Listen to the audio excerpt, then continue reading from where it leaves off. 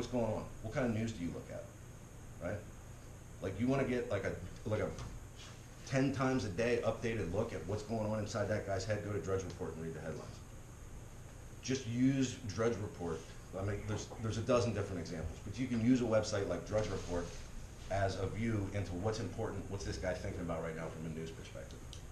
And then your idea has to, in some way, address that and fulfill a need for him. Does it make sense?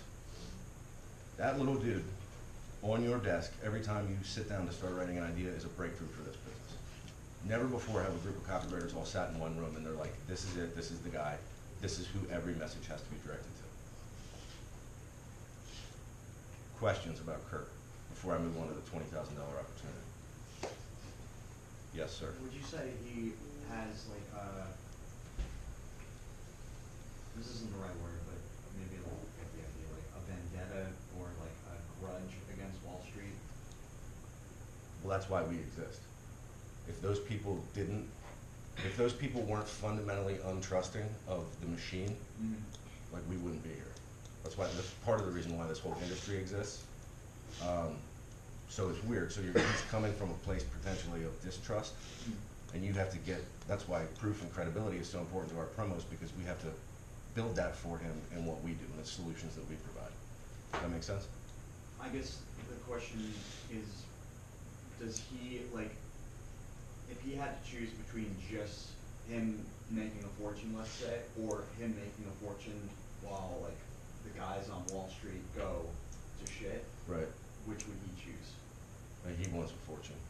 And doesn't care about Wall Street. Right, that's future pacing, right? The prospects in a promotion showing them how their self-interest is served and you're solving a real problem for him. Anything else that happens outside of that is ancillary. Okay. And in the end, not that important, right? Because what you want to do is you want to future pace him to the point where his pain, his fears, his anxieties, right? 80% of what you guys said Kurt's all about was pain points, fears, and anxieties. So you future pace him through the promo with escalating promise. Magic Show keeps getting better and better. You're building your case with proof and credibility, and you get him to a point where that purchase solves that pain, takes him to a different space in his life, and everything that once was like hurting him or uncertain for him is all of a sudden like better and corrected. And the easiest way to represent that is money, gains you're going to make. Does that make sense? Yeah. All right. Anything else on Kurt? How open do you think he is to things that he doesn't understand, or things that are like too new for him, or that his grandkids are doing, pot stocks, Bitcoin? How open is he to that stuff? I'm going to use the example of the Kurt's that I use. My father and my father-in-law. My father's 71, my father-in-law's 70, and they just immediately dismiss that. And I'm like, hey Dad, what do you think of pot stocks? He's like, oh, Jesus Christ, I wouldn't invest in pot stocks. Like, if you paid me, I wouldn't buy a pot stock. Yeah. Right? But he didn't read Technology Profits Confidential pot promo from Ray Blanco. He didn't read Penny Pot Profits. You know, that's why the promotion exists, to show them the proof and the context and the game potential that gets him over the fence and erases, melts away that skepticism, and then makes a buyer out of it. I mean, again, that's why we're here. All right. Sorry, did I introduce myself? Yeah, you did. All right. All right, I'll get out of here in 1 second. $20,000 opportunity. Wait, I got one more question. Go. So, going back to your stepfather, your father, they just immediately just dismissed pot stock. So the idea of the promo is, well, how do we get them to the promo? That's what I'm saying. If they just immediately dismiss the idea before they even know the idea exists. Good quality, promise-specific traffic drivers, right? You get them to the promo by achieving a click. I got an answer for you. It's the $1 million question, right? A big idea is what gets done. Right.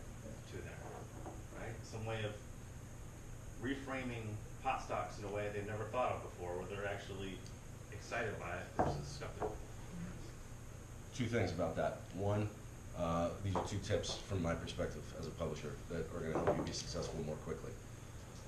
One is, you guys know ABC from the movie Glengarry Glen Ross, always be closing. In our business, it's ABP, always be pitching.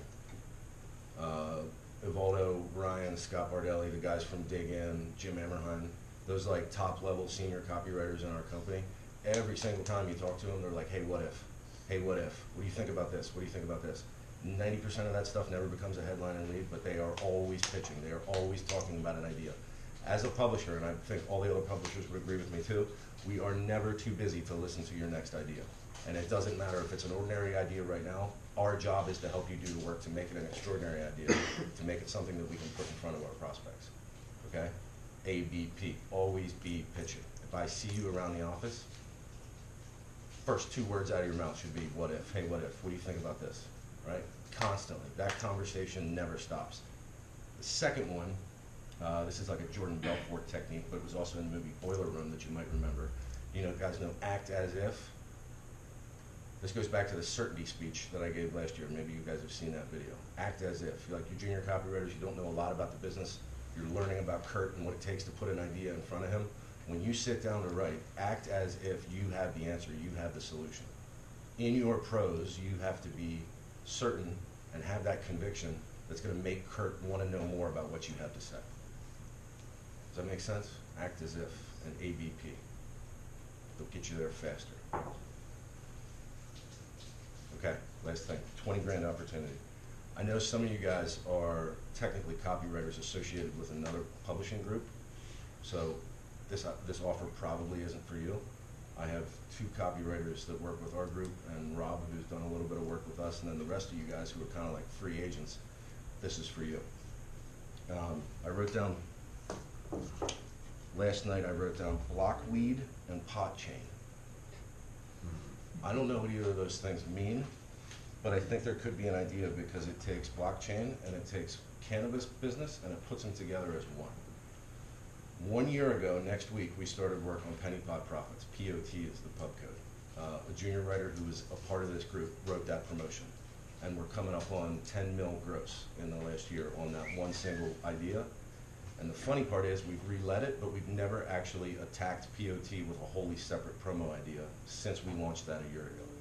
So that's the opportunity. I'm a copywriter on that promo and I have points to give. So if somebody what ifs me, an ordinary idea that we jointly work into an extraordinary idea, and you go out and make another $1 million on POT with your promo idea, I will give you an extra 1%, specific to this one opportunity. So if you're at 1% and 10K on $1 million promotion right now, that's 20K. If you do that and you achieve that, and you get $1 million into POT, on top of your extra 10, I'll give you another 1%, and then you'll make 30 grand instead of 10 on the second million. Does that make sense? That's an extra $20,000 to someone in this room if you take advantage of that opportunity. So that makes this $5,000 opportunity seem really shitty in comparison, which is why I'm glad nobody took me up on this. Does anybody have any questions about the $20,000 opportunity I just described? And again, for the guys who are associated with another group, I'm sorry. So, let me say, you did a promotion based on Blockwood a year ago. No, we did a promotion, good question. We did a promotion last year based on small pot stocks. Okay. Hey everybody, buy pot stocks, they're going through the roof, right? 10 million. Today, the conversation has evolved. If we'd gone through the ringer 9 times and put out 5 different promo versions and reled them all 10 times, I wouldn't be presenting this opportunity to you. But this is a low-hanging fruit opportunity. We have never seriously edited that promo and come back at that core prospect with a different idea in the last year. So put blockweed or pot chain through your Thinkalator and see what you come up with. I have 2 news articles actually in my possession, which I can send you today if you'd like to read them, about small community banks that are reaching out to cannabis companies in Washington, Colorado, and California, helping them secure banking transfer outside of the federal regulations which prohibit them from doing it. And 2 of them are using blockchain-associated technology. So this isn't like some shit that I just made up, like driving to work. This is like a real thing that's happening. Okay? All right. Last chance on the $5,000 opportunity to go home and go about your life and just, no? Good. I love it. I love it when nobody takes me up on the 5K opportunity, because the 20K opportunity and the opportunities beyond that, that's what you're all here for, and that's what really counts. And don't ever, ever, ever, ever forget about Kurt, because he's a real dude and he needs real solutions from us. Never, ever put anything in front of Kurt that isn't honest to God in his best interest. you'll sleep at night, and you'll have more success faster. That is my #1 message as the publisher of 7-Figure Publishing. Questions about anything? Come talk to me at the office. I'm never too busy to hear your what ifs and help you develop an idea, even though sometimes it might look like it and you have a hard time getting a hold of me. Cool? All right, I'm out of here. Sorry, that took way too long.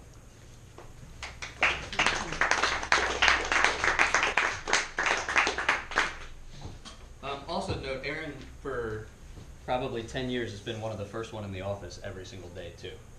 So I don't think that's a coincidence, right? Aaron's, he beats almost everybody else in the office. And he leaves, not like he does that and then leaves at 2 o'clock either. I mean, he's there late at night, too. So there's work ethic in there, too, aside from the things he just laid out. Before we get to the pitches real quick, who has their perfect promo journal with them? And it's fine if you don't. Who's got it with you, though? For those of you that have it with you, open it up. Flip to any random page that has writing on it. Tell me what you learned from the promo you read that day. Tell us what you learned from the promo you read that day. Jimmy. Tell me what promo it was, and then tell us what you learned. Oh, God. I have no idea what promo this was on this random day. But I did discover that some promos can be evergreen, based as long as the problem is evergreen. And Was it Dead on Arrival? Was it the health one? It was a health one. Yeah. I know it's a health one because health problems are always going to exist. But the ones that make the most money the quickest are the ones that are time-based. We're talking about like the organic scarcity. It's like, oh, you have to do this before, like the 42-day retirement plan. It's like you have to do this before January 12th or whatever.